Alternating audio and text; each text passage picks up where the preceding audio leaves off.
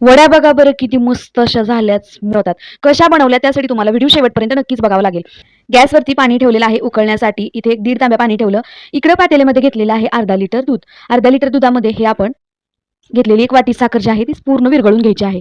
थोडी थोडी साखर आपण या घेतलेल्या अर्धा लिटर दुधामध्ये घालायची आणि याला चमच्याने हळूहळू व्यवस्थित अशी विरघळून घ्यायची. दूध घट्ट आहे ना, त्यामुळे साखर पटकन विरघळली जात नाही. त्यामुळे याला व्यवस्थित अशी थोडी थोडी घालून साखर विरघळायची. आवडीनुसार साखर यामध्ये घालायची आहे, याचं काही प्रमाण नाही. सगळं दूध व्यवस्थित हलवून घ्यायचं आहे. ही रेसिपी एकदम भन्नाट आहे आणि बऱ्याच जणांना खूप आवडते. खूप आवडीने खाल्ले जाते असे हे पदार्थ. या वड्या आता जे तुम्ही वड्या बघितल्या ना, अगदी भन्नाट होतात. बऱ्याच जणांच्या आवडीच्या सुद्धा आहेत आणि या वड्या ना फक्त वर्षातून एकदाच आपल्याला खायला मिळतात. कधी मिळतात हे पुढे व्हिडिओमध्ये मी तुम्हाला सांगणारच आहे. आता या दुधामध्ये आपण घेतलेली जी साखर आहे ना, ही साखर व्यवस्थित आपण विरघळून घेतली. हे बघा सगळी साखर विरघळलेली आहे. आता पातेल्यामधलं पाणी उकळलं होतं, त्यामध्ये मी वरती ठेवले साखर विरघळून घेतलेलं जे दूध आहे ते ताटामध्ये ओतायचं आणि व्यवस्थित असं ओतून घ्यायचं. जेवढं या ताटामध्ये मावेल ना तेवढं दूध आपण या ताटामध्ये ओतलं आणि काय करायचं, यावरती दुसरं एक ताट झाकून ठेवायचं आणि याला 15 ते 20 मिनिटं चांगलं वाफवून घ्यायचं. खाली पाणी उकळतं आहे आणि आपल्या 15 ते 20 मिनिटं या दुधाला व्यवस्थित असं वाफवून घ्यायचं. आता यावरती दुसरं ताट झाकून याला 15 ते 20 मिनिटं याची वाफ काढून घ्यायची, म्हणजे याला वाफवून घ्यायचं. आता 15 ते 20 मिनिटांनी बघा मस्त असं हे सगळं दूध सेट झालेलं आहे आपलं. हे बघा मस्त असं एकदम पांढरं शुभ्र दूध आहे. कुठेही आपलं दूध पसरलं जसं आपण पसरवून त्याला वाफवून घेतलं तसंच सेम आहे. आता हे ताट जे आहे ते पातेल्यावरनी काढून खाली थंड करण्यासाठी ठेवलं आणि दुसरं थोडंसं उरलेलं दूध होतं ते दुसऱ्या ताटामध्ये वाफवून घेतलं. तर आता बघू शकता इथे बघा ताटामध्ये व्यवस्थित अशा वड्या पाडताना दिसतायत.